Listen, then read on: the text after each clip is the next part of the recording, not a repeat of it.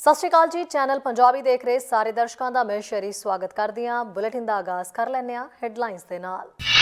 Liberal NDP ਦਾ 2025 ਤੱਕ ਦਾ supply ਤੇ ਵਿਸ਼ਵਾਸ ਸਮਝੌਤਾ। ਕੰਜ਼ਰਵੇਟਿਵ ਨੇ ਕੀਤੀ ਲਿਬਰਲ ਐਨਡੀਪੀ ਸਮਝੌਤੇ ਦੀ ਆਲੋਚਨਾ। ਦੰਦਾਂ ਦੀ ਦੇਖਭਾਲ ਦੇ ਫੈਸਲੇ ਨੂੰ ਤਰਜੀਹ ਦੇਣ ਤੇ ਯੂਜੀਐਮ ਖੁਸ਼। ਦੰਦਾਂ ਦੀ ਦੇਖਭਾਲ ਦੇ ਖਰਚੇ ਤੋਂ ਲੋਕ ਪਰੇਸ਼ਾਨ। BC 'ਚ ਕੁਝ ਵਕੀਲਾਂ ਨੇ ਮਾਸਕ ਪਾਲਿਸੀ ਨੀਤੀ ਨੂੰ ਉਲਝਾਉਣ ਤੇ ਚੁੱਕੇ ਸਵਾਲ। ਸਕੂਲਾਂ 'ਚ ਮਾਸਕ ਨਿਯਮ ਹਟਾਉਣਾ ਹੋ ਸਕਦਾ ਹੈ ਖਤਰਨਾਕ।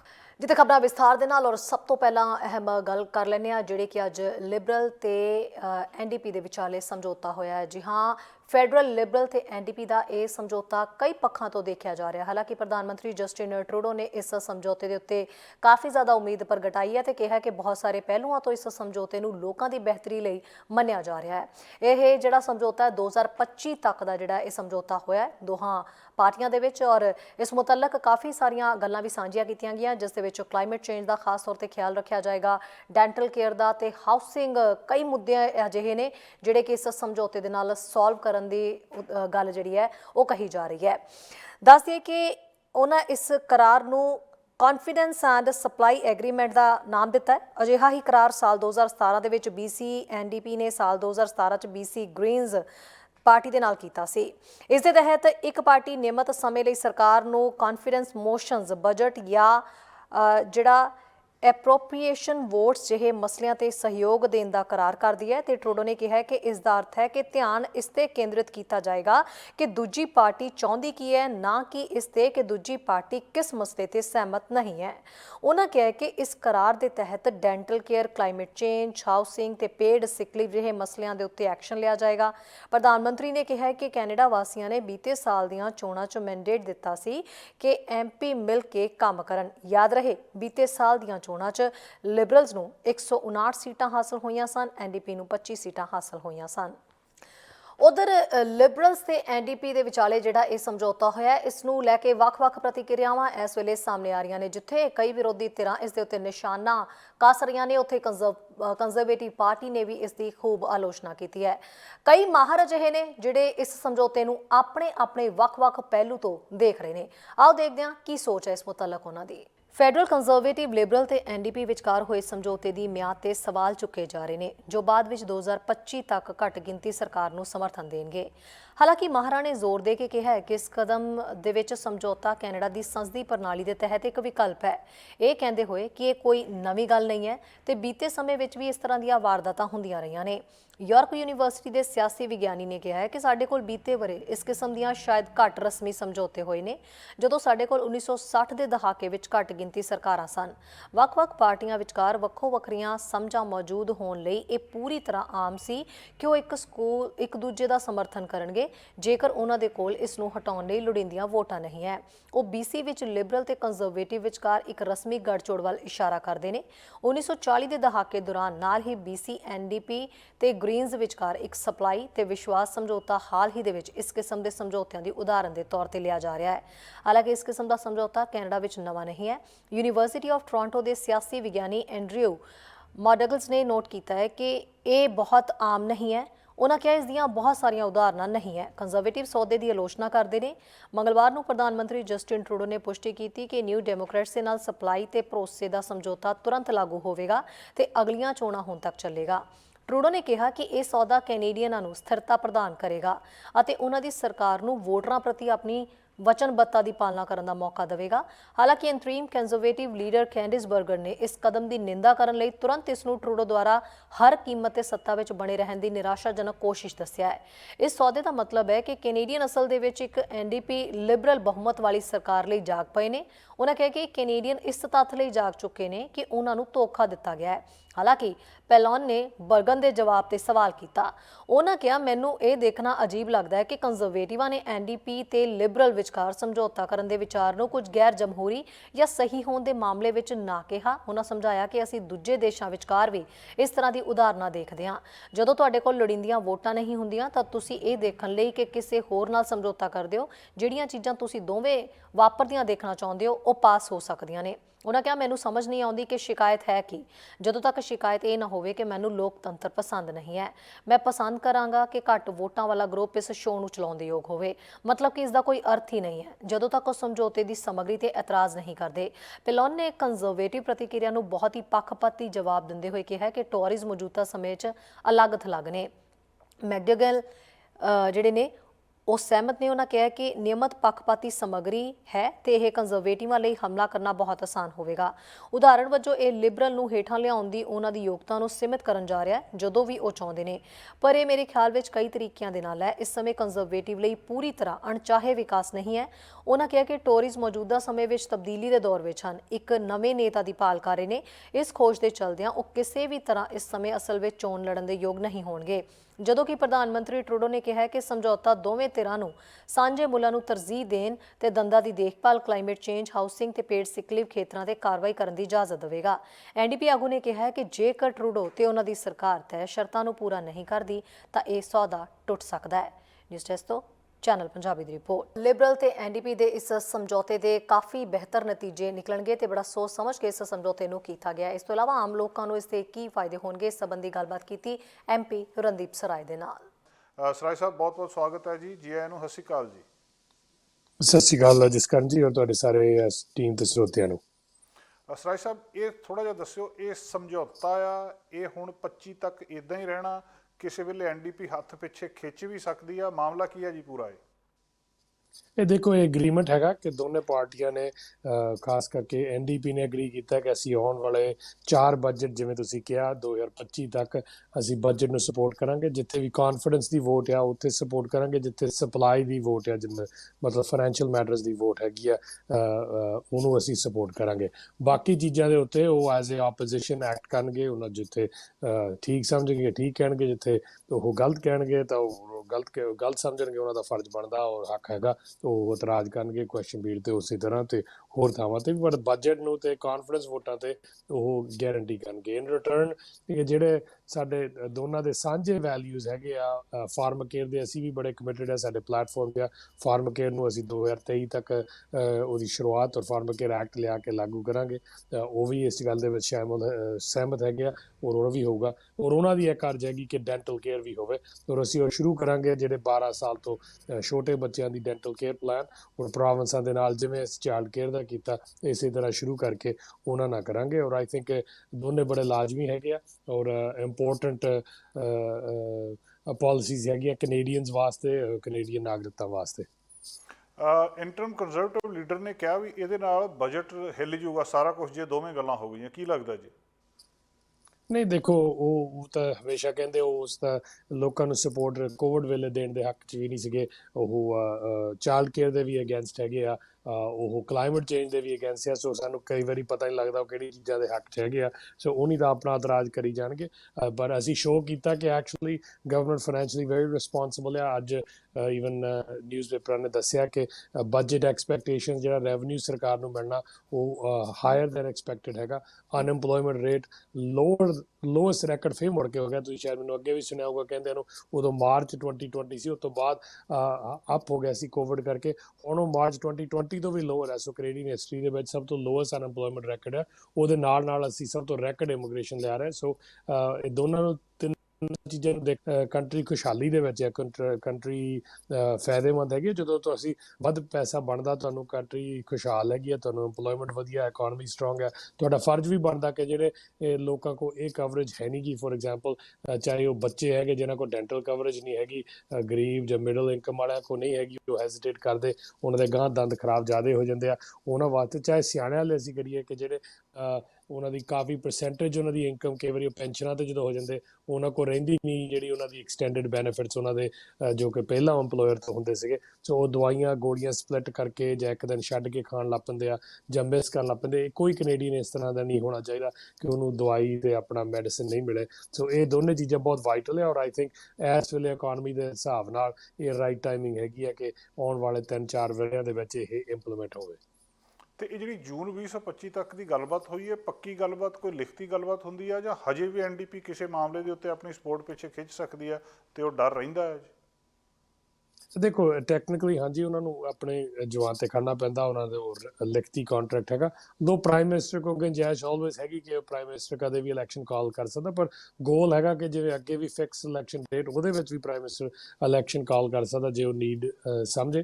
ਪਰ ਗੋਲ ਹੈਗਾ ਕਿ ਸਟੈਬਿਲਿਟੀ ਇਹਦੇ ਨਾਲ ਹੋਊਗੀ, ਹਰ ਇੱਕ ਨੂੰ ਇਹ ਨਾ ਹੋਊਗਾ ਕਿ ਗਵਰਨਮੈਂਟ ਜਦੋਂ ਆਪਰੇਟ ਕਰਦੀ ਉਹਨਾਂ ਨੂੰ ਇਹ ਨਾ ਡਰ ਹੋਊਗਾ ਕਿ ਇਲੈਕਸ਼ਨ ਸਰਕਾਰ ਟੁੱਟ ਸਕਦੀ ਆ, ਅਸੀਂ ਬਲੈਕਮੇਲ ਹੋ ਰਹੇ ਆ ਇੱਕ ਪਾਰਟੀ ਤੋਂ ਜਾਂ ਦੂਸਰੀ ਪਾਰਟੀ ਤੋਂ, ਜਾਂ ਸਾਨੂੰ ਇੱਕ ਨਾਲ ਕੰਪਰੋਮਾਈਜ਼ ਕਰਨਾ ਪਊਗਾ। ਸੋ ਇਹਦੇ ਨਾਲ ਤੁਹਾਨੂੰ ਥੋੜੇ ਸਟੈਬਿਲਿਟੀ ਬੇਸਿਕਸ ਜਿਹੜੇ ਹੈਗੇ ਨੈਸੈਸਿਟੀ ਕਮੇਟੀਜ਼ ਦੇ ਵਿੱਚ ਗਵਰਨਮੈਂਟ ਦੇ ਵਿੱਚ ਪਾਲਿਸੀ ਮੇਕ ਕਰਨ ਵਾਸਤੇ ਤੁਹਾਡੇ ਕੋਲ ਸਟੈਬਿਲਿਟੀ ਹੈਗੀ ਹੈ। ਔਰ ਆਈ ਥਿੰਕ ਕੈਨੇਡੀਅਨਸ ਨੇ ਜਦੋਂ ਇਲੈਕਟ ਵੀ ਸਾਨੂੰ ਕੀਤਾ ਇਹੀ ਮੈਸੇਜ ਭੇਜ ਕੇ ਕੀਤਾ ਸੀ ਕਿ ਅਸੀਂ ਮੰਗਦੇ ਕਿ ਤੁਸੀਂ ਰਲ ਕੇ ਚੱਲੋ, ਪਰ ਅਸੀਂ ਮੰਗਦੇ ਕਿ ਤੁਸੀਂ ਇਸੇ ਤਰ੍ਹਾਂ ਆਉਣ ਵਾਲੇ ਸਮੇਂ ਚੱਲੋ। ਸੋ ਈਵਨ ਦੋ ਇਲੈਕਸ਼ਨ 2 ਸਾਲ ਬਾਅਦ ਕਾਲ ਕੀਤੀ ਗਈ ਸੀਗੀ, ਲੋਕਾਂ ਨੇ ਮੈਸੇਜ ਇਹ ਕਿਹਾ ਕਿ ਇੱਦਾਂ ਰਲ ਕੇ ਚੱਲੋ। ਇਹਦੇ ਨਾਲ ਥੋੜ੍ਹਾ ਮੋਰ ਫਾਰਮੈਲਿਟੀ ਹੋ ਜਾਂਦੀ ਹੈ ਕਿ ਠੀਕ ਹੈ ਸਟੇਬਲ ਗਵਰਨਮੈਂਟ ਚੱਲਦੀ ਆ, ਔਰ ਇਹ ਨਹੀਂ ਕਿ ਐਵਰੀ ਟਾਈਮ ਤੁਹਾਨੂੰ ਖਤਰਾ ਹੈਗਾ ਕਿ ਤੁਹਾਡੀ ਸਰਕਾਰ ਟੁੱਟ ਜਾਣੀ ਆ। ਹਾਂ, ਜੇ ਅਸੀਂ ਚੰਗੇ ਕੰਮ ਕਰਾਂਗੇ ਤਾਂ ਗਾਂ ਇਲੈਕਸ਼ਨ ਦੇ ਵਿੱਚ ਸਾਨੂੰ ਲੋਕ ਵੋਟ ਪਾ ਕੇ ਹੋਰ ਮੈਜੋਰਟੀ ਵੀ ਦੇਣਗੇ। ਜੇ ਅਸੀਂ ਸੇਮ ਕਰੀਏ ਸ਼ਾਇਦ ਸੇਮ ਪੋਜੀਸ਼ਨ ਭੇਜਣਗੇ, ਜੇ ਮਾੜਾ ਕਰੂਗੇ ਤਾਂ ਉਹ ਆਪਣੇ ਆਪ ਚੂਜ਼ ਕਰ ਸਕਦੇ ਕਿ ਨਹੀਂ ਚੰਗਾ ਕੰਮ ਕੀਤਾ। ਪਰ ਐਟ ਲੀਸਟ ਸਟੇਬਿਲਿਟੀ ਸਾਰੇ ਕੈਨੇਡੀਅਨਸ ਚਾਹੁੰਦੇ, ਕੋਈ ਕੈਨੇਡੀਅਨ ਇਹ ਨਹੀਂ ਚਾਹੁੰਦਾ ਕਿ ਸਰਕਾਰ ਕੋ ਸਟੇਬਲ ਸਿਕਿਉਰ ਟੈਨਿਓਰ ਨਾ ਹੋਵੇ। ਉਧਰ ਲਿਬਰਲ ਤੇ ਐਨਡੀਪੀ ਦੇ ਇਸ ਸਮਝੌਤੇ ਦੇ ਉੱਤੇ ਯੂਜੀਐਮ ਕਾਫੀ ਹੱਦ ਤੱਕ ਖੁਸ਼ ਦਿਖਾਈ ਦੇ ਰਹੇ ਨੇ। ਉਹਨਾਂ ਦਾ ਮੰਨਣਾ ਹੈ ਕਿ ਜੇ ਇਸ ਦੇ ਵਿੱਚ ਦੰਦਾਂ ਦੀ ਦੇਖਭਾਲ ਨੂੰ ਤਰਜੀਹ ਦਿੱਤੀ ਜਾ ਰਹੀ ਹੈ ਤਾਂ ਇਹ ਆਮ ਲੋਕਾਂ ਲਈ ਕਾਫੀ ਬਿਹਤਰ ਫੈਸਲਾ ਹੋ ਸਕਦਾ ਹੈ, ਕਿਉਂਕਿ ਇਸ ਵੇਲੇ ਸਭ ਤੋਂ ਜ਼ਿਆਦਾ ਜਿਹੜੇ ਲੋਕਾਂ ਨੂੰ ਮਹਿੰਗੀ ਪੈਂਦੀ ਹੈ ਉਹ ਹੈ ਡੈਂਟਲ ਕੇਅਰ, ਜਿਸ ਦੇ ਵਿੱਚ ਬਹੁਤ ਸਾਰੀਆਂ ਚੀਜ਼ਾਂ ਨੇ। ਆਮ ਪਰਿਵਾਰ ਜਿਹੜੇ ਨੇ ਉਹਨਾਂ ਲਈ ਬਹੁਤ ਮੁਸ਼ਕਿਲ ਹੋ ਜਾਂਦਾ ਹੈ ਇਸ ਦਾ ਖਰਚਾ ਪੂਰਾ ਕਰਨਾ। ਜੇ ਇਸ ਦੇ ਉੱਤੇ ਚੰਗੇ ਤਰੀਕੇ ਨਾਲ ਕੰਮ ਕੀਤਾ ਜਾਂਦਾ ਹੈ ਇਸ ਸਮਝੌਤੇ ਦੇ ਆਧਾਰ ਦੇ ਉੱਤੇ, ਤਾਂ ਇਹ ਕਾਫੀ ਬਿਹਤਰ ਫੈਸਲਾ ਹੋ ਸਕਦਾ ਹੈ। ਫੈਡਰਲ ਲਿਬਰਲ ਐਨਡੀਪੀ ਸਪਲਾਈ ਤੇ ਵਿਸ਼ਵਾਸ ਸਮਝੌਤੇ ਦੇ ਵਿੱਚ ਕਈ ਕਾਰਵਾਈਆਂ ਸ਼ਾਮਿਲ ਨੇ ਜਿਨ੍ਹਾਂ ਨੂੰ ਪੂਰਾ ਕਰਨ ਦੇ ਲਈ ਦੋਵਾਂ ਪਾਰਟੀਆਂ ਨੇ ਮਿਲ ਕੇ ਕੰਮ ਕਰਨ ਦਾ ਦਾਅਵਾ ਕੀਤਾ ਹੈ ਤੇ ਉਹਨਾਂ ਵਿੱਚੋਂ ਕੁਝ ਨੂੰ ਵਕੀਲਾਂ ਦੁਆਰਾ ਨੇੜਿਓਂ ਦੇਖਿਆ ਜਾ ਰਿਹਾ ਹੈ। ਵੈਨਕੂਵਰ ਵਿੱਚ ਯੂਨੀਅਨ ਗੌਸਪਲ ਮਿਸ਼ਨ ਦੇ ਲੋਕ ਕਹਿੰਦੇ ਨੇ ਕਿ ਉਹ ਕੈਨੇਡਾ ਵਿੱਚ ਡੈਂਟਲ ਇੰਸ਼ੋਰੈਂਸ ਤੇ ਨੈਸ਼ਨਲ ਫਾਰਮਾ ਕੇਅਰ ਨੂੰ ਅੱਗੇ ਵਧਾਉਣ ਵਾਲੇ ਸੌਦੇ ਨੂੰ ਸੁਣ ਕੇ ਖੁਸ਼ ਨੇ। ਯੂਐਮਸੀ ਦੇ ਬੁਲਾਰੇ ਦਾ ਕਹਿਣਾ ਹੈ ਕਿ ਜਦੋਂ ਉਹ ਅਜੇ ਵੀ ਇਹ ਦੇਖਣ ਦੀ ਉਡੀਕ ਕਰ ਰਹੇ ਨੇ ਕਿ ਅਜਿਹੀ ਯੋਜਨਾ ਕਿਹੜੀ ਦਵਾਈਆਂ ਤੇ ਦੰਦਾਂ ਦੀਆਂ ਸੇਵਾਵਾਂ ਸ਼ਾਮਿਲ ਕੀਤੀਆਂ ਜਾ ਰਹੀਆਂ ਨੇ, ਤਾਂ ਉਹ ਖੁਸ਼ ਹੋ ਰਹੇ ਨੇ। ਇਸ ਮੁੱਦੇ ਨੂੰ ਤਰਜੀਹ ਦਿੱਤੀ ਜਾ ਰਹੀ ਹੈ। ਇਹ ਦੰਦਾਂ ਦੀ ਦੇਖਭਾਲ ਵਾਲੇ ਪਾਸਿਓਂ ਬਿਲਕੁਲ ਠੀਕ ਫੈਸਲਾ ਹੈ। ਉਹਨਾਂ ਦੱਸਿਆ ਕਿ ਸਮੁੱਚੀ ਸਿਹਤ ਤੁਹਾਡੇ ਦੰਦਾਂ ਦੀ ਦੇਖਭਾਲ ਨਾਲ ਅੰਦਰੂਨੀ ਤੌਰ ਤੇ ਜੁੜੀ ਹੋਈ ਹੈ ਤੇ ਇਸ ਲਈ ਜਦੋਂ ਦੰਦ ਸੜ ਜਾਂਦੇ ਨੇ ਤਾਂ ਤੁਹਾਡੇ ਕੋਲ ਉਹਨਾਂ ਦੀ ਤੁਰੰਤ ਦੇਖਭਾਲ ਕਰਨ ਲਈ ਵਿੱਤੀ ਸਾਧਨ ਜਾਂ ਵਿਸ਼ੇਸ਼ ਅਧਿਕਾਰ ਨਹੀਂ ਹੈ। ਤੁਸੀਂ ਆਪਣੀ ਸਿਹਤ ਤੇ ਇੱਕ ਕੈਸਕੈਡਿੰਗ ਪ੍ਰਭਾਵ ਦੇਖ ਰਹੇ ਹੋ। ਪ੍ਰਧਾਨ ਮੰਤਰੀ ਟਰੂਡੋ ਦੇ ਮੁਤਾਬਕ ਤਾਂ ਉਹ ਡੈਂਟਲ ਪ੍ਰੋਗਰਾਮ ਇਸ ਸਾਲ 12 ਸਾਲ ਤੋਂ ਘੱਟ ਉਮਰ ਦੇ ਲੋਕਾਂ ਨਾਲ ਸ਼ੁਰੂ ਹੋਵੇਗਾ, ਫਿਰ 18 ਸਾਲ ਤੱਕ ਦੇ ਲੋਕਾਂ ਦੇ ਨਾਲ, ਬਜ਼ੁਰਗਾਂ ਤੇ 2023 ਵਿੱਚ ਅਪਾਹਜਤਾ ਵਾਲੇ ਵਿਅਕਤੀਆਂ ਤੱਕ ਇਹ ਵਧਾਇਆ ਜਾਏਗਾ। 2025 ਤੱਕ ਪੂਰੀ ਤਰ੍ਹਾਂ ਲਾਗੂ ਕਰਨ ਦਾ ਟੀਚਾ ਹੈ। ਯੂਨੀਵਰਸਲ ਫਾਰਮਾਕੇਅਰ ਪ੍ਰੋਗਰਾਮ ਐਕਸ਼ਨ 2023 ਦੇ ਅੰਤ ਤੱਕ, ਕੈਨੇਡਾ ਫਾਰਮਾਕੇਅਰ ਐਕਟ ਦੇ ਪਾਸ ਹੋਣ ਤੇ ਫਿਰ ਸਮਝੌਤੇ ਦੇ ਅੰਤ ਤੱਕ ਨੈਸ਼ਨਲ ਡਰੱਗ ਏਜੰਸੀ ਨੂੰ ਜ਼ਰੂਰੀ ਦਵਾਈਆਂ ਦੀ ਇੱਕ ਰਾਸ਼ਟਰੀ ਫਾਰਮੂਲਾ ਤੇ ਥੋਕ ਖਰੀਦ ਯੋਜਨਾ ਤਿਆਰ ਕਰਨ ਦਾ ਕੰਮ ਸੌਂਪੇਗਾ। ਐਨਾ ਹੀ ਨਹੀਂ, ਜਦੋਂ ਕੋਈ ਵਿਅਕਤੀ ਜੋ ਆਮਦਨੀ ਸਹਾਇਤਾ ਤੇ ਰਹਿ ਰਿਹਾ ਹੈ ਲਗਭਗ $600 ਪ੍ਰਤੀ ਮਹੀਨਾ ਕਮਾਉਂਦਾ ਹੈ ਤਾਂ ਤੁਸੀਂ ਕਿਸੇ ਵੀ ਕਿਸਮ ਦੀ ਕਵਰੇਜ ਤੋਂ ਪਹਿਲਾਂ ਇੱਕ ਮੂਲ ਰੋਡ ਕਨਾਲ ਦੀ ਲਾਗਤ ਨੂੰ $1800 ਦੇ ਆਸੇ-ਪਾਸੇ ਤੱਕ ਦੇਖ ਰਹੇ ਹੋ। ਉਹ ਵਿਅਕਤੀ ਦੀ ਆਮਦਨੀ ਦਾ ਤੀਜਾ ਹਿੱਸਾ ਹੈ। ਜਦੋਂ ਤੁਸੀਂ ਇੱਕ ਮਾਂ ਨੂੰ ਦੇਖਦੇ ਹੋ ਜਿਸ ਦੇ 2 ਬੱਚੇ ਨੇ, ਦੰਦਾਂ ਦੀ ਦੇਖਭਾਲ ਨਹੀਂ ਕਰ ਰਹੀ ਤੇ ਉਸਦੇ ਇੱਕ ਬੱਚੇ ਨੂੰ ਕੈਵਿਟੀ ਵੀ ਮਿਲਦੀ ਹੈ, ਉਸ ਸਮੇਂ ਉਹ ਕਿਸ ਤਰ੍ਹਾਂ ਦੀਆਂ ਕੁਰਬਾਨੀਆਂ ਕਰਨ ਬਾਰੇ ਸੋਚਦੇ ਨੇ। ਮੂਚੀ ਦੇ ਮੁਤਾਬਕ ਹੁਣ ਆਉਣ ਵਾਲੇ ਮਹੀਨਿਆਂ ਵਿੱਚ ਰੋਲ ਆਊਟ ਨੂੰ ਨੇੜਿਓਂ ਉਹ ਦੇਖ ਰਹੇ ਨੇ, ਹਾਲਾਂਕਿ ਉਹਨਾਂ ਨੂੰ ਕਾਫੀ ਉਮੀਦ ਵੀ ਹੈ। ਉਹਨਾਂ ਕਿਹਾ ਕਿ ਇੱਕ ਵਿਅਕਤੀ ਦੀ ਪਛਾਣ ਉਸਦੀ ਮੁਸਕਰਾਹਟ ਹੀ ਹੁੰਦੀ ਹੈ ਤੇ ਇਹ ਇੱਕ ਮਨੋਵਿਗਿਆਨਿਕ ਪਹਿਲੂ ਵੀ ਹੈ ਜਿਸ ਬਾਰੇ ਲੱਗਦਾ ਹੈ ਕਿ ਜਦੋਂ ਤੁਸੀਂ ਦੰਦਾਂ ਦੀ ਦੇਖਭਾਲ ਬਾਰੇ ਗੱਲ ਕਰਦੇ ਹੋ ਤਾਂ ਲੋਕ ਹਮੇਸ਼ਾ ਇਸ ਗੱਲ ਤੇ ਧਿਆਨ ਨਹੀਂ ਦਿੰਦੇ। ਉਹਨਾਂ ਕਿਹਾ ਕਿ ਅਸੀਂ ਚਾਹੁੰਦੇ ਹਾਂ ਕਿ ਸਾਰੇ ਕੈਨੇਡੀਅਨ ਇੱਕ ਵੱਡੀ ਮੁਸਕਰਾਹਟ ਰੱਖਣ ਦੇ ਯੋਗ ਹੋਣ। ਨਿਊਜ਼ ਡੈਸਕ ਤੋਂ ਚੈਨਲ ਪੰਜਾਬੀ ਦੀ ਰਿਪੋਰਟ। ਜਿੱਥੇ ਫਿਲਹਾਲ ਰੁਕਦੇ ਹਾਂ ਤੇ ਇੱਕ ਛੋਟੇ ਜਿਹੇ ਬ੍ਰੇਕ ਦੇ ਲਈ ਜਲਦ ਹਾਜ਼ਰ ਹੁੰਦੇ ਹਾਂ ਕੁਝ ਹੋਰ ਖਾਸ ਖਬਰਾਂ ਦੇ ਨਾਲ। ਸਵਾਗਤ ਹੈ ਬ੍ਰੇਕ ਤੋਂ ਬਾਅਦ ਸਾਰੇ ਦਰਸ਼ਕਾਂ ਦਾ। ਦੱਸ ਦਈਏ ਕਿ ਇਸ ਵੇਲੇ ਜਿਸ ਤਰੀਕੇ ਨਾਲ ਪਾਬੰਦੀਆਂ ਦੇ ਵਿੱਚ ਢਿੱਲ ਦਿੱਤੀ ਗਈ ਹੈ, ਜਿਨ੍ਹਾਂ ਦੇ ਵਿੱਚ ਮਾਸਕ ਪਾਲਿਸੀ ਜਿਹੜੀ ਨੀਤੀ ਹੈ ਉਹ ਹਟਾਉਣ ਦਾ ਫੈਸਲਾ ਕੀਤਾ ਗਿਆ ਹੈ। ਅਜਿਹੇ ਦੇ ਵਿੱਚ ਕਈ ਵਕੀਲ ਅਜਿਹੇ ਨੇ, ਕਈ ਮਾਹਰ ਨੇ ਜਿਹੜੇ ਕਿ ਇਸ ਦੇ ਉੱਤੇ ਆਪੋ ਆਪਣੀ ਰਾਏ ਰੱਖਦੇ ਨੇ, ਜਿਨ੍ਹਾਂ ਦੇ ਵਿੱਚ ਜਿਹੜਾ ਸਕੂਲ ਅਲਾਇੰਸ ਹੈ ਖਾਸ ਤੌਰ ਦੇ ਉੱਤੇ BC ਦਾ, ਉਹਨਾਂ ਨੇ ਇਹ ਗੱਲ ਕਹੀ ਹੈ ਕਿ ਇਹ ਮਾਸਕ ਪਾਲਿਸੀ ਪੂਰੇ ਤਰੀਕੇ ਨਾਲ ਹਟਾਉਣਾ ਖਤਰਨਾਕ ਹੋ ਸਕਦਾ ਹੈ। ਉਹਨਾਂ ਕਹਿ ਕੇ ਇਹ ਬਿਲਕੁਲ ਹੀ ਫੈਸਲਾ ਠੀਕ ਨਹੀਂ ਹੈ। ਕਿਤੇ ਨਾ ਕਿਤੇ ਸਕੂਲਾਂ ਦੇ ਵਿੱਚ ਐਕਸਪੋਜ਼ਰ ਹਜੇ ਵੀ ਹੋ ਸਕਦਾ ਹੈ ਕਿਉਂਕਿ ਕੋਵਿਡ ਪੂਰੀ ਤਰ੍ਹਾਂ ਨਹੀਂ ਗਿਆ। ਇਸ ਲਈ ਉਹਨਾਂ ਦਾ ਇਹ ਮੰਨਣਾ ਹੈ ਕਿ ਇਸ ਮਾਸਕ ਪਾਲਿਸੀ ਨੂੰ ਪੂਰੇ ਤਰੀਕੇ ਨਾਲ ਹਟਾਉਣਾ ਗਲਤ ਫੈਸਲਾ ਹੈ। ਇੱਕ ਹਫ਼ਤੇ ਤੋਂ ਵੀ ਘੱਟ ਸਮਾਂ ਪਹਿਲਾਂ BC ਵਿੱਚ ਬੱਚੇ ਸਪਰਿੰਗ ਬ੍ਰੇਕ ਤੋਂ ਬਾਅਦ ਕਲਾਸਰੂਮ ਵਿੱਚ ਆਉਣ ਦੀ ਤਿਆਰੀ 'ਚ ਨੇ। ਕੁਝ ਵਕੀਲ ਪ੍ਰੋਵਿੰਸ ਨੂੰ ਆਪਣੀ ਅਪਡੇਟ ਕੀਤੀ ਮਾਸਕ ਨੀਤੀ ਨੂੰ ਉਲਟਾਉਣ ਦੀ ਮੰਗ ਕਰ ਰਹੇ ਨੇ। ਸੋਮਵਾਰ ਤੋਂ ਸਟਾਫ ਤੇ ਵਿਦਿਆਰਥੀਆਂ ਲਈ ਸਕੂਲਾਂ 'ਚ ਮਾਸਕ ਲਾਜ਼ਮੀ ਨਹੀਂ ਹੈ। ਸੇਫ ਸਕੂਲਸ ਕੋਲੀਸ਼ਨ BC ਨੇ ਇੱਕ ਖੁੱਲ੍ਹਾ ਪੱਤਰ ਜਾਰੀ ਕੀਤਾ ਜਿਸ ਵਿੱਚ ਕਿਹਾ ਹੈ ਕਿ ਮਹਾਮਾਰੀ ਖਤਮ ਨਹੀਂ ਹੋਈ ਹੈ ਤੇ ਬ੍ਰੇਕ ਤੋਂ ਬਾਅਦ ਕੁਝ ਜਨਤਕ ਸਿਹਤ ਉਪਾਵਾਂ ਨੂੰ ਚੁੱਕਣ ਦੀਆਂ ਚਿੰਤਾਵਾਂ ਨੇ, ਜੋ ਕਿ ਬਹੁਤ ਸਾਰੇ ਵਿਦਿਆਰਥੀਆਂ ਲਈ 28 ਮਾਰਚ ਹੋਵੇਗੀ। ਜਾਰੀ ਕੀਤੇ ਗਏ ਪੱਤਰ ਵਿੱਚ ਕਿਹਾ ਗਿਆ ਹੈ ਕਿ ਸਿੱਖਿਆ ਨੇਤਾਵਾਂ ਨੂੰ ਇਹ ਮੰਨਣਾ ਚਾਹੀਦਾ ਹੈ ਕਿ ਪਬਲਿਕ ਸਕੂਲ ਇਸ ਮਹਾਮਾਰੀ ਵਿੱਚ ਵਿਲੱਖਣ ਹੈ। ਪਬਲਿਕ ਸਕੂਲ ਅਜਿਹੀ ਜਗ੍ਹਾ ਨਹੀਂ ਹੈ ਜਿੱਥੇ ਪਰਿਵਾਰ ਤੇ ਬੱਚੇ ਆਪਣੇ ਖੁਦ ਜੋਖਮ ਦਾ ਪ੍ਰਬੰਧ ਕਰ ਸਕਦੇ ਨੇ। ਇੱਕ ਰੈਸਟੋਰੈਂਟ ਵਿੱਚ ਘਰ ਦੇ ਅੰਦਰ ਖਾਣਾ ਖਾਣ ਜਾਂ ਬੇਨਕਾਬ ਲੋਕਾਂ ਦੇ ਨਾਲ ਮੂਵੀ ਥੀਏਟਰ ਵਿੱਚ ਜਾਣ ਦੇ ਸਮਾਨ ਹੈ। ਬੱਚਿਆਂ ਨੂੰ ਸਕੂਲ ਜਾਣਾ ਚਾਹੀਦਾ ਹੈ। ਉਹਨਾਂ ਕਿਹਾ ਕਿ ਜੇ ਨਿਯਮ ਪੀਨਟ ਫ੍ਰੀ ਸਕੂਲ ਲਈ ਤੈਅ ਕੀਤੇ ਜਾ ਸਕਦੇ ਨੇ ਗੰਭੀਰ ਐਲਰਜੀ ਤੇ ਐਕਸਪੋਜ਼ਰ ਦੇ ਪ੍ਰਭਾਵ ਤੋਂ, ਤਾਂ ਫਿਰ ਵਿਦਿਆਰਥੀਆਂ ਲਈ ਅਜਿਹਾ ਕਰਨ ਦੀ ਵੀ ਲੋੜ ਹੈ ਜੋ ਖੁਦ ਜਾਂ ਜਿਨ੍ਹਾਂ ਦੇ ਪਰਿਵਾਰ ਇਸ ਵਾਇਰਸ ਨੂੰ ਫੜਨ ਦੇ ਵਧੇਰੇ ਜੋਖਮ ਦਾ ਸਾਹਮਣਾ ਕਰਦੇ ਨੇ। ਸੂਬਾਈ ਸਿਹਤ ਅਧਿਕਾਰੀ ਡਾਕਟਰ ਬੌਨੀ ਹੈਨਰੀ ਨੇ ਛੁੱਟੀ ਸ਼ੁਰੂ ਹੋਣ ਤੋਂ ਠੀਕ ਪਹਿਲਾਂ ਇਹ ਐਲਾਨ ਕੀਤਾ। ਆਨਲਾਈਨ ਐਡਵੋਕੇਸੀ ਗਰੁੱਪ BC ਦੇ ਇਸ ਫੈਸਲੇ ਦੀ ਆਲੋਚਨਾ ਕਰ ਰਿਹਾ ਹੈ। ਹੈਨਰੀ ਨੇ ਕਿਹਾ ਕਿ ਸਾਡੀ ਪਹੁੰਚ ਹਮੇਸ਼ਾ ਹੀ ਲੋਕਾਂ ਨੂੰ ਸੁਰੱਖਿਅਤ ਰੱਖਣ ਤੇ ਪ੍ਰਸਾਰਨ ਨੂੰ ਰੋਕਣ ਲਈ ਘੱਟੋ-ਘੱਟ ਲੋੜੀਂਦੀਆਂ ਪਾਬੰਦੀਆਂ ਰੱਖਣ ਦੀ ਰਹੀ ਹੈ, ਖਾਸ ਤੌਰ ਤੇ ਉਹਨਾਂ ਲਈ ਜੋ ਕਿ ਕੋਵਿਡ-19 ਨਾਲ ਗੰਭੀਰ ਬਿਮਾਰੀ ਲਈ ਵਧੇਰੇ ਸੰਵੇਦਨਸ਼ੀਲ ਹੈ। ਹੈਨਰੀ ਨੇ ਕਿਹਾ ਕਿ ਘੱਟ ਪ੍ਰਸਾਰਨ ਦਰਾਂ ਦੇ ਕਾਰਨ ਸੂਬੇ ਆਪਣੀ ਲੜਾਈ ਵਿੱਚ ਇੱਕ ਨਵੀਂ ਪਹੁੰਚ ਵਿੱਚ ਤਬਦੀਲ ਕਰ ਸਕਦਾ ਹੈ, ਜਦੋਂ ਕਿ ਓਮਿਕਰੌਨ ਵੇਰੀਐਂਟ ਦੀ ਲਹਿਰ ਤੋਂ ਬਾਅਦ ਸੂਬੇ ਦੀ ਸਥਿਤੀ ਵਿੱਚ ਬਦਲਾਅ ਦੇ ਕਾਰਨ PCR ਟੈਸਟਿੰਗ ਨੰਬਰ ਮਹੀਨਿਆਂ ਤੋਂ ਗਲਤ ਨੇ। ਹੈਨਰੀ ਦਾ ਕਹਿਣਾ ਹੈ ਕਿ ਉਹ ਕਿਸੇ ਹੋਰ ਤਰੀਕਿਆਂ ਨਾਲ ਨਿਗਰਾਨੀ ਕਰਨ ਦੇ ਯੋਗ ਹਨ। ਉਹਨਾਂ ਵਿੱਚੋਂ ਇੱਕ ਬੇਸ਼ੱਕ ਗੰਦੇ ਪਾਣੀ ਵਿੱਚ ਹੁਣ ਵਾਇਰਸ ਦੇ ਹੇਠਲੇ ਪੱਧਰਾਂ ਵਿੱਚ ਲਗਾਤਾਰ ਕਮੀ ਪਾਈ ਜਾ ਰਹੀ ਹੈ ਤੇ ਇਸ ਲਈ ਇਹ ਇੱਕ ਹੋਰ ਮਹੱਤਵਪੂਰਨ ਉਪਾਅ ਵੀ ਹੈ ਜੋ ਸਾਨੂੰ ਇਹ ਸਮਝਣ ਵਿੱਚ ਮਦਦ ਕਰਦਾ ਹੈ ਕਿ ਅਸੀਂ ਆਪਣੇ ਭਾਈਚਾਰਿਆਂ ਵਿੱਚ ਜੋਖਮ ਦੇ ਮਾਮਲੇ ਵਿੱਚ ਕਿੱਥੇ ਹਾਂ। BC ਵਿੱਚ 5 ਤੋਂ 11 ਸਾਲ ਦੇ ਬੱਚਿਆਂ ਨੂੰ ਟੀਕਾਕਰਨ ਦੀਆਂ ਦਰਾਂ ਪਹਿਲੀ ਤੇ ਦੂਜੀ ਖੁਰਾਕ ਲਈ ਘੱਟ ਰਹੇ ਦੇਸ਼ ਵਿੱਚ ਸਭ ਤੋਂ ਘੱਟ ਨੇ ਤੇ ਰਾਸ਼ਟਰੀ ਔਸਤ ਤੋਂ ਵੀ ਘੱਟ। ਕਮਿਊਨਿਟੀ ਦੁਆਰਾ ਵੈਨਕੂਵਰ ਵਿੱਚ ਛੋਟੇ ਬੱਚਿਆਂ ਲਈ ਪਹਿਲੀ ਖੁਰਾਕ ਲਈ 80%, ਦੂਜੀ ਖੁਰਾਕ ਲਈ 59% ਟੀਕਾਕਰਨ ਸਭ ਤੋਂ ਵੱਧ ਦਰ ਹੈ। ਉਦਾਹਰਨ ਦੇ ਤੌਰ ਤੇ ਹੋਪ ਵਿੱਚ, ਜੋ ਕਿ ਸੂਬੇ ਵਿੱਚ ਸਭ ਤੋਂ ਭੈੜਾ ਹੈ, 5 ਤੋਂ 11 ਸਾਲ ਦੀ ਉਮਰ ਦੇ 30% ਬੱਚਿਆਂ ਨੇ ਇੱਕ ਖੁਰਾਕ ਲਈ ਹੈ, ਜਦੋਂ ਕਿ 14% ਨੇ 2 ਖੁਰਾਕਾਂ ਲਈਆਂ ਨੇ, ਜਦਕਿ ਓਵਰਆਲ ਦਰਾਂ ਘੱਟ ਨੇ।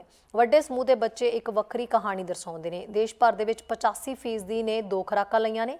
ਹੈਨਰੀ ਦਾ ਕਹਿਣਾ ਹੈ ਕਿ ਮਾਸਕ ਇੱਕ ਨਿੱਜੀ ਫੈਸਲਾ ਤੇ ਉੱਚ ਜੋਖਮ ਸੈਟਿੰਗਾਂ ਤੇ ਹੋਰ ਕਾਰਨਾਂ ਦੇ ਆਧਾਰ ਤੇ ਬਣਾਇਆ ਜਾ ਸਕਦਾ ਹੈ, ਜਦੋਂ ਕਿ ਦੇਸ਼ ਭਰ ਦੇ ਬਹੁਤ ਸਕੂਲਾਂ ਨੂੰ ਹੁਣ ਮਾਸਕ ਦੀ ਲੋੜ ਨਹੀਂ ਪਵੇਗੀ। ਇੱਕ ਪ੍ਰਾਂਤ ਅਜਿਹੀ ਪਕੜ ਵਿੱਚ ਹਜੇ ਜ਼ਰੂਰ ਹੈ। ਨੋਵਾ ਸਕੋਸ਼ੀਆ ਦੇ ਵਿਦਿਆਰਥੀਆਂ ਨੂੰ ਅਜੇ ਵੀ ਕਲਾਸ ਵਿੱਚ ਮਾਸਕ ਪਾਉਣ ਦੀ ਲੋੜ ਹੈ। ਪ੍ਰੋਵਿੰਸ ਦੇ ਚੀਫ ਮੈਡੀਕਲ ਅਫਸਰ ਨੇ ਕਿਹਾ ਹੈ ਕਿ ਜ਼ਿਆਦਾਤਰ ਸੂਬਾਈ ਪਾਬੰਦੀਆਂ ਖਤਮ ਹੋਣ ਜਾ ਰਹੀਆਂ ਨੇ, ਪਰ ਸਾਡੀਆਂ ਸਿਹਤਮੰਦ ਆਦਤਾਂ ਨੂੰ ਅਜਿਹਾ ਨਹੀਂ ਕਰਨਾ ਚਾਹੀਦਾ। ਜਦੋਂ ਤੁਸੀਂ ਬਾਹਰ ਹੁੰਦੇ ਹੋ ਤੁਹਾਨੂੰ ਅਜੇ ਵੀ ਮਾਸਕ ਪਾਉਣਾ ਚਾਹੀਦਾ ਹੈ, ਟੀਕਾ ਲਗਾਉਣਾ ਚਾਹੀਦਾ ਹੈ, ਬਿਮਾਰ ਹੋਣ ਤੇ ਘਰ ਰਹਿਣਾ ਚਾਹੀਦਾ ਹੈ ਤੇ ਆਪਣੇ ਇਕੱਠਾਂ ਨੂੰ ਛੋਟਾ ਰੱਖਣਾ ਚਾਹੀਦਾ ਹੈ। ਇਹ ਵਿਅਕਤੀਗਤ ਕਿਰਿਆਵਾਂ ਦਿਆਲਤਾ ਤੇ ਭਾਈਚਾਰੇ ਦੀ ਭਾਵਨਾ ਦੇ ਨਾਲ ਕੀਤੀਆਂ ਗਈਆਂ ਨੇ। ਸਾਨੂੰ ਸਾਰਿਆਂ ਨੂੰ ਸੁਰੱਖਿਅਤ ਰੱਖਣ ਵਿੱਚ ਇਹ ਮਦਦ ਕਰਨਗੀਆਂ। ਨਿਊਜ਼ ਡੈਸਕ ਤੋਂ ਚੈਨਲ ਪੰਜਾਬੀ ਦੀ ਰਿਪੋਰਟ। ਜਿਹਦੇ ਅੱਗੇ ਦੇਖਦੇ ਹਾਂ ਐਡਮਿੰਟਨ ਤੋਂ ਸਾਡੇ ਸੀਨੀਅਰ ਪੱਤਰਕਾਰ ਕੁਲਮੀਤ ਸਿੰਘ ਸੰਘਾ ਦੀ ਇੱਕ ਖਾਸ ਅਪਡੇਟ। ਚੈਨਲ ਪੰਜਾਬੀ ਵੇਖ ਰਹੇ ਸਮੂਹ ਦਰਸ਼ਕਾਂ ਨੂੰ ਕੁਲਮੀਤ ਸਿੰਘ ਵੱਲੋਂ ਨਿੱਘੀ ਜੀ ਆਇਆਂ। ਵਾਹਿਗੁਰੂ ਜੀ ਕਾ ਖਾਲਸਾ, ਵਾਹਿਗੁਰੂ ਜੀ ਕੀ ਫਤਿਹ। ਐਡਮਿੰਟਨ ਸ਼ਹਿਰ ਤੋਂ ਇੱਕ ਖਬਰ ਲੈ ਕੇ ਦੋਸਤੋ ਤੁਹਾਡੇ ਲਈ ਹਾਜ਼ਰ ਹਾਂ। ਇੱਕ ਕੈਨੇਡੀਅਨ ਐਨਰਜੀ ਸੈਂਟਰ ਬਣਾਇਆ ਗਿਆ ਸੀਗਾ ਇੱਥੇ ਅਲਬਰਟਾ ਸਰਕਾਰ ਵੱਲੋਂ, ਕਿਉਂਕਿ ਇਹ ਗੱਲ ਕਹੀ ਜਾ ਰਹੀ ਸੀਗੀ ਕਿ ਬਹੁਤ ਸਾਰੀਆਂ ਆਰਗੇਨਾਈਜੇਸ਼ਨਸ ਹੈਗੀਆਂ ਜਿਹੜੀਆਂ এনवायरमेंट ਪ੍ਰਤੀ ਸੁਚੇਤ ਆ ਤੇ ਉਹ ਅਖੇ ਆਇਲ ਤੇ ਗੈਸ ਇੰਡਸਟਰੀ ਬਾਰੇ ਗਲਤ ਜਿਹੜੀ ਅਫਵਾਹਾਂ ਉਡਾ ਰਹੀਆਂ ਨੇ। ਸੋ ਉਹਨਾਂ ਗੱਲਾਂ ਨੂੰ ਕਾਊਂਟਰ ਕਰਨ ਲਈ ਪ੍ਰੀਮੀਅਰ ਜੇਸਨ ਕੈਨੀ ਹੋਰਾਂ ਨੇ ਉਸ ਵੇਲੇ ਇਹ ਕੈਨੇਡੀਅਨ ਐਨਰਜੀ ਸੈਂਟਰ ਹੋਂਦ ਵਿੱਚ ਲਿਆਂਦਾ ਔਰ ਇਹਦੀ ਜ਼ਿੰਮੇਵਾਰੀ ਲਾਈ ਗਈ ਕਿ ਤੁਸੀਂ ਲੱਭੋ ਗੱਲਾਂ ਬਾਤਾਂ ਜਿਹਦੇ ਤੋਂ ਪਤਾ ਲੱਗੇ ਵੀ ਸਾਡੀ ਜਿਹੜੀ ਹੈਗੀ ਇੰਡਸਟਰੀ ਇਹਨੂੰ ਬਦਨਾਮ ਕਰਨ ਵਿੱਚ ਕੌਣ ਹਿੱਸਾ ਲੈ ਰਿਹਾ ਤੇ ਕਿੱਥੋਂ ਇਹਨਾਂ ਨੂੰ ਪੈਸੇ ਆ ਰਹੇ ਨੇ ਵਗੈਰਾ ਵਗੈਰਾ। ਅੱਛਾ ਜੀ, ਉਹ ਪਹਿਲਾਂ ਤਾਂ ਉਹ ਗੱਲ ਜਦੋਂ ਇਹਨਾਂ ਦੀ ਰਿਪੋਰਟ ਆਈ ਇੱਕ, ਉਹਦੇ 'ਚ ਪਤਾ ਲੱਗ ਗਿਆ ਵੀ ਜਿਹੜੀਆਂ ਕੁਝ ਆਰਗੇਨਾਈਜੇਸ਼ਨਸ ਹੈਗੀਆਂ ਉਹਨਾਂ ਨੇ ਕਿਸੇ ਨੇ ਵੀ ਕੋਈ ਇਲੀਗਲ ਕੰਮਕਾਰ ਨਹੀਂ ਸੀ ਕੀਤਾ ਅਤੇ ਨਾ ਹੀ ਕੋਈ ਗਲਤ ਕੰਮ ਕੀਤਾ ਸੀਗਾ। ਉਹ ਆਪਣੇ ਘੇਰੇ ਦੇ ਵਿੱਚ ਰਹਿ ਕੇ ਉਹ ਆਰਗੇਨਾਈਜੇਸ਼ਨਾਂ ਨੇ ਕੰਮਕਾਰ ਕੀਤਾ ਸੀਗਾ। ਪਰ ਹੁਣ ਕੀ ਹੋਇਆ ਜੀ ਵੀ ਇਸ ਆਰਗੇਨਾਈਜੇਸ਼ਨ ਲਈ ਨਾ ਐਨੂਅਲ ਬਜਟ ਰੱਖਿਆ ਗਿਆ ਸੀਗਾ ਪਹਿਲਾਂ $30 ਮਿਲੀਅਨ ਦਾ, ਪਰ ਫਿਰ ਇਹ 2019 ਦੀ ਗੱਲ ਆ। ਉਸ ਤੋਂ ਬਾਅਦ ਜਦੋਂ ਪੈਂਡੈਮਿਕ ਆ ਗਿਆ ਪੈਂਡੈਮਿਕ ਤੋਂ ਬਾਅਦ ਕੋਵਿਡ-19 ਕਰਕੇ ਇਹਦਾ ਜਿਹੜਾ ਬਜਟ ਸੀਗਾ ਉਹ ਘਟਾ ਦਿੱਤਾ ਗਿਆ, $4 ਮਿਲੀਅਨ ਇੱਕ ਸਾਲ ਦਾ ਕਰ ਦਿੱਤਾ ਗਿਆ। ਪਰ ਉਹ ਬਾਅਦ ਦੇ ਵਿੱਚ ਜੀ ਹੁਣ ਜਿਹੜਾ ਇਸ ਸਾਲ ਬਜਟ ਪੇਸ਼ ਕੀਤਾ ਗਿਆ ਉਹਦੇ ਵਿੱਚ ਪਤਾ ਲੱਗਾ ਵੀ ਉਹ ਲਾਈਨ ਆਈਟਮ ਵੱਖਰੀ ਤਾਂ ਨਹੀਂ ਰੱਖੀ ਗਈ ਇਹਨਾਂ ਲਈ, ਪਰ ਉਹਦੇ ਵਿੱਚ ਕੋਈ $12 ਮਿਲੀਅਨ ਸਾਲ ਦਾ ਰੱਖਿਆ ਗਿਆ ਹੈ ਉਹਦੇ ਵਿੱਚ। ਹੁਣ ਗੱਲ ਕੀ ਹੋਈ ਜੀ ਵੀ ਲੋਕੀ ਪਤਾ ਕਰਨਾ ਚਾਹੁੰਦੇ ਸੀ ਵੀ ਉਹ ਜਿਹੜਾ ਪੈਸਾ ਇਹਨਾਂ ਨੂੰ ਐਲੋਕੇਟ ਕੀਤਾ ਜਾਂਦਾ ਬਜਟ ਦੇ ਵਿੱਚ, ਉਹ ਪੈਸਾ ਇਹ ਖਰਚ ਕਿਵੇਂ ਕਰਦੇ ਨੇ, ਕਿਹਨੂੰ ਉਹ ਪੈਸਾ ਦਿੱਤਾ ਜਾਂਦਾ ਆ, ਕਿਹਨਾਂ ਨੂੰ ਕੰਟਰੈਕਟ ਦਿੱਤੇ ਜਾਂਦੇ ਆ। ਇਹਦੇ ਲਈ CBC ਵਾਲਿਆਂ ਨੇ ਜੀ ਜਿਹੜਾ ਸੀਗਾ ਕੋਸ਼ਿਸ਼ ਕੀਤੀ ਉਹਨਾਂ ਤੋਂ ਇਹ ਗੱਲਬਾਤ ਲੱਭਣ ਦੀ, ਤੇ ਉਹਨਾਂ ਨੂੰ ਕਿਸੇ ਨੇ ਸਿੱਧਾ ਜਵਾਬ ਨਾ ਦਿੱਤਾ ਗਿਆ।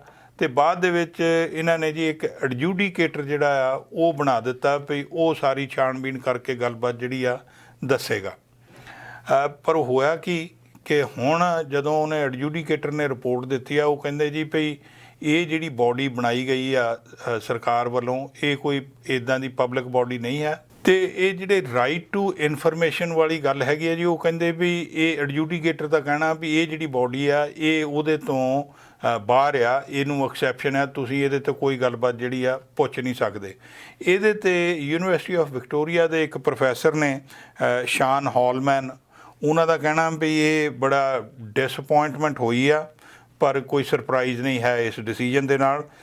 ਉਹਨਾਂ ਨੇ ਇਹ ਗੱਲ ਕਹੀ ਆ ਵੀ ਦੇਖੋ ਇਹ ਜਿਹੜੀ ਇੱਕ ਬਾਡੀ ਸੀਗੀ ਇਸ ਤਰ੍ਹਾਂ ਦੀ ਐਕਟੀਵਿਟੀ ਦੇ ਵਿੱਚ ਇਨਵੋਲਵ ਸੀਗੀ ਜਿਹਦੇ ਵਿੱਚ ਇੱਕ ਸਰਕਾਰ ਵੱਲੋਂ ਜਿਹੜਾ ਇੱਕ ਕਿਸਮ ਦਾ ਪ੍ਰੋਪੇਗੈਂਡਾ ਕੀਤਾ ਜਾ ਰਿਹਾ ਸੀਗਾ on behalf of the oil and gas industry. ਤੇ ਉਹ ਲੋਕਾਂ ਨੂੰ ਪਤਾ ਹੋਣਾ ਚਾਹੀਦਾ, ਵੋਟਰਸ ਨੂੰ ਪਤਾ ਹੋਣਾ ਚਾਹੀਦਾ ਵੀ ਭਾਈ ਇਹ ਜਿਹੜਾ ਪੈਸਾ ਲੱਗਾ ਉਹ ਕਿੱਥੇ ਗਿਆ, ਕਿਵੇਂ ਗਿਆ। ਜਦੋਂ ਜੀ ਉਹਨਾਂ ਨੂੰ ਇਹ ਕੰਟਰੈਕਟ ਬਾਰੇ ਵੀ ਪੁੱਛਿਆ ਗਿਆ ਵੀ ਕਿਹਨੂੰ ਕੰਟਰੈਕਟ ਦਿੱਤੇ ਨੇ, ਤੇ ਉਹ ਕਹਿੰਦੇ ਜੀ ਵੀ ਤੁਹਾਨੂੰ ਇਹ ਇਨਫੋਰਮੇਸ਼ਨ ਜਿਹੜੀ ਆ ਨਹੀਂ ਦਿੱਤੀ ਜਾ ਸਕਦੀ। ਗੱਲ ਕੀ ਜੀ, ਉਹਦੇ ਤੇ ਉਹ ਇਨਫੋਰਮੇਸ਼ਨ ਜਿਹੜੀ ਆ ਦਿੱਤੀ ਨਹੀਂ ਗਈ। ਕਿਸੇ ਪਾਸਿਓਂ ਵੀ ਇਹ ਕਹਿ ਦਿੱਤਾ ਗਿਆ ਕਿ ਇਹ ਜਿਹੜੀ ਪਰਟੀਕੂਲਰ ਬਾਡੀ ਹੈਗੀ ਆ ਕੈਨੇਡੀਅਨ ਐਨਰਜੀ ਸੈਂਟਰ, ਇਹ ਕਿਉਂਕਿ ਲੈਜਿਸਲੇਚਰ ਵੱਲੋਂ ਨਹੀਂ ਤਿਆਰ ਕੀਤੀ ਗਈ, ਇਸ ਕਰਕੇ ਇਹ ਪਬਲਿਕ ਨੂੰ ਇਸ ਤਰ੍ਹਾਂ ਦੀ ਕੋਈ ਵੀ ਗੱਲਬਾਤ ਜਿਹੜੀ ਆ ਨਹੀਂ ਦੱਸੀ ਜਾ ਸਕਦੀ।